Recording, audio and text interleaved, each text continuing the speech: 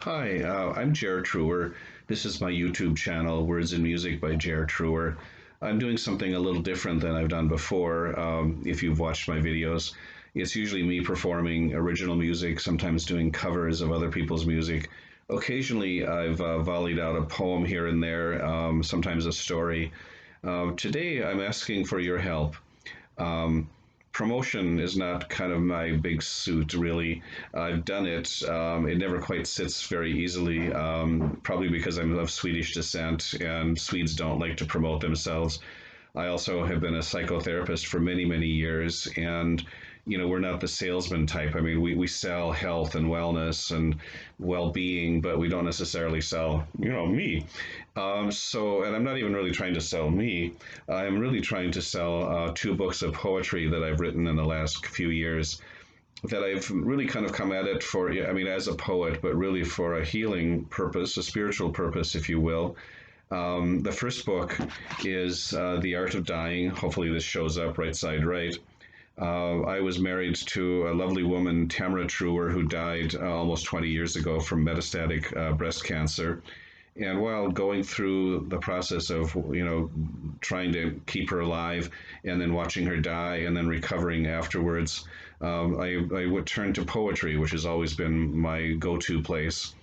And so this book is the chronicle in poetic form of that.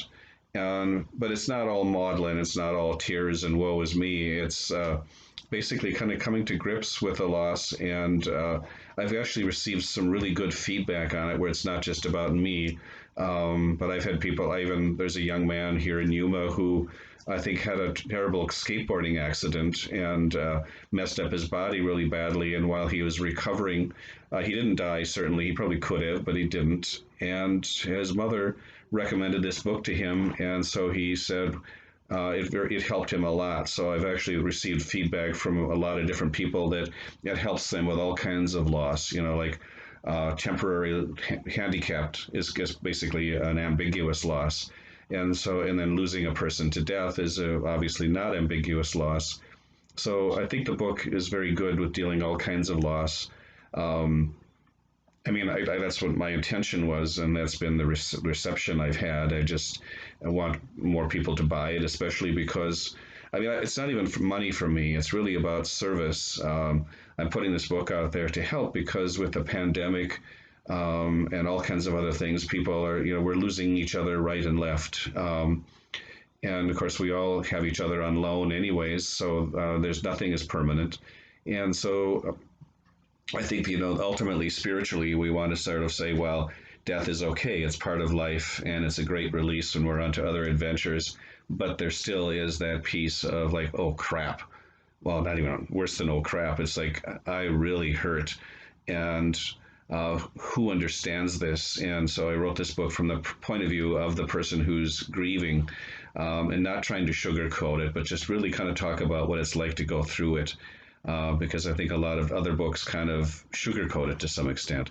So, anyways, that's that book. And then I wrote another book. I've been on a spiritual path probably all of my life, but it really kind of got kicked into high gear in 1970 when I was 18 years old and had an out of body experience. And for a while, thought about going into the ministry. So, for the past 51 years, I've been on the spiritual path, but I haven't really come out as sort of a spiritual person per se. Put myself out there as a psychotherapist and a poet and a singer songwriter, blah da da da. So, anyways, this book is The Bad Dreams of a Hungry Dog. I was receiving a healing, an energy healing, about 30 years ago, and the healer leaned down and whispered in my ear, kind of quoting some Swami something or other, Ananda, and said, "The path to enlightenment is like the bad dream of a hungry dog."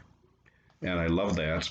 And I haven't been able. I tracked it on, went on YouTube and Google and yada yada, and couldn't find the source for that. So apparently it's okay. So I put it down as my title, "Bad Dreams of a Hungry Dog," and they're poems of my spiritual odyssey and a quest for enlightenment.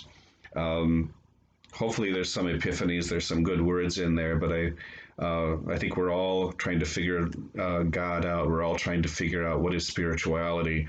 There's a lot of misinformation out there right now too, And I hope that my book sort of clears up some of the misinformation and helps set people on a right path, because I am uh, I'm proud. I don't mind saying that I believe in Christ. I also believe in a lot of. I also follow kind of an Eastern path too. So Buddha and Krishna, especially Buddha, are also sort of beings that I worship or recognize and have a lot of respect for.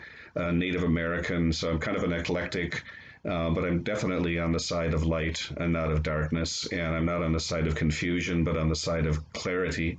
And so that's hopefully this book helps with all of that for people who want to read it. And so those are my two books. And if hopefully I'm not being too long-winded here, but please promote my books if you can. Recommend them to people. Share this video, perhaps. So all of that, I would really appreciate it, because, and again, it's not money making for me. I just really want these out there, because my whole life has been trying to do some good in the world, and I'm retired from my psychotherapy practice now. Maybe I'm a little bit frustrated because I want to do more good, and there needs to be more good being done, because God knows there's lots of awful stuff happening.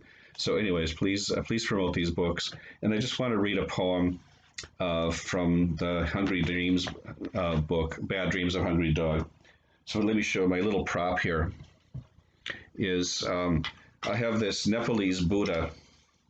He's kind of different because he's skinny. He's not, rotund and pot-bellied like me. And he had, because of the wood is very thin, the hands broke off. And so here's one hand, and here's another hand, and I've tried crazy gluing them on and all kinds of things, Gorilla Glue, and it doesn't work. But I don't want to put any kind of metal thing in there because I don't want to split the wood.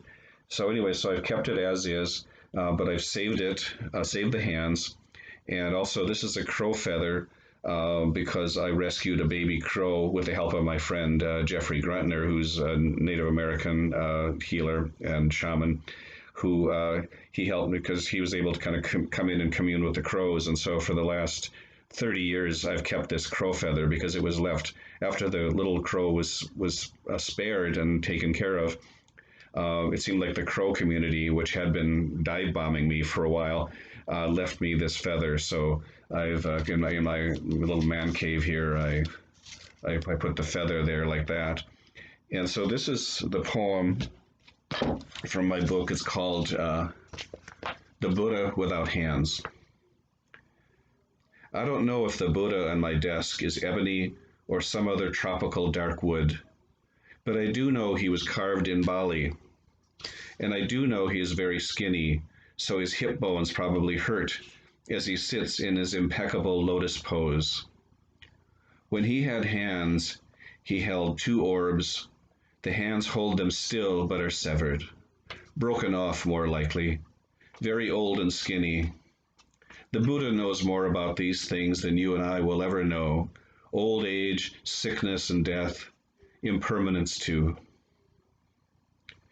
He would admonish me to throw the hands away, but attached as I am to things like hands, especially the Buddha's hands, I keep them. When you are compassionate, people give you their breaking hearts. You must be able to deftly, lightly hold these things. That is why I keep the Buddha's hands. Thank you for listening. Namaste.